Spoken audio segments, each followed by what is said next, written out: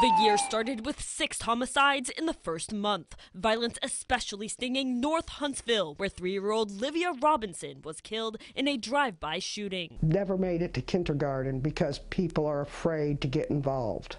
My baby. Donna Howell's son Larry was murdered in 2014 down the street from her home. He was only 16 years old. We wake up the day our child was murdered.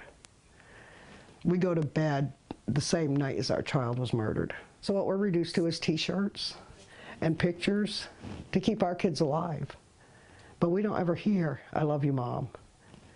My heart and soul they tore from me. Now dark of night is all I see. There are 45 murdered children on Howell's shirt. No arrests ever made in her son's homicide. The problems, she says, are the laws. Young people don't take them seriously. You'll hear them, "I can file for juvenile status."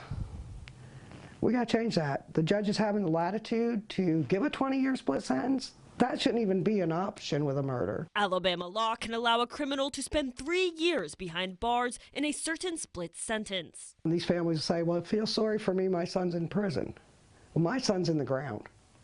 Howell lobbies for change, connects grieving parents, and leads a neighborhood watch. It's not just her neighborhood that's watched crime on the wrong side of a locked door. So we've increased the community watch threefold now, and we also are going to eventually have an implementation of a spotlight program, which will be an in-neighborhood housing that will have basically a substation of police, but also other city services, so that we let this community know that they are not forgotten about. Devin Keith is the city councilman for North Huntsville, where he grew up. People need to feel safe. They need to know that the city is doing something, which we are, but we're trying new things in different areas just to see if we can see a more rapid response and reduction. One of the things they're trying is putting cameras up in certain neighborhoods this summer, but instead of being an eye, others want to be an ear because much of the violence happens between young people. If they can trust you to come and talk to you, then you have that moment and that opportunity to change their mind. Shalonda Haygood started a nonprofit called Sunshine in Darkness. The focus, youth in North Huntsville. The thing is, they want to know somebody cares.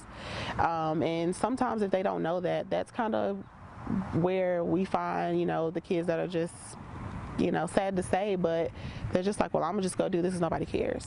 Young people revealed to Haygood their thoughts of suicide and drug use. If they know that somebody cares and that somebody's actually there for them, I think that they'll make better decisions because they know, hey, my life is valuable, somebody does care, and it does matter.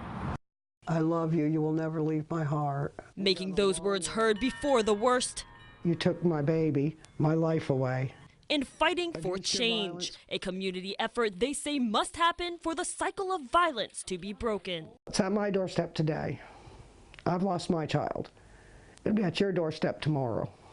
Putting the Valley first, Renata DiGregorio, WZDX News.